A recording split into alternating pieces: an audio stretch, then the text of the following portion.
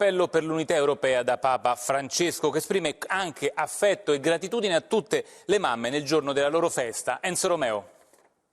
In tanti paesi si celebra la festa della mamma. Voglio ricordare con gratitudine e affetto tutte le mamme, affidandole alla protezione di Maria. Il Papa vicino alle mamme nel giorno a loro dedicato ricorda anche quelle che non ci sono più, le tante mamme morte durante la pandemia. Il pensiero va anche alle mamme che sono passate all'altra vita e ci accompagnano dal cielo.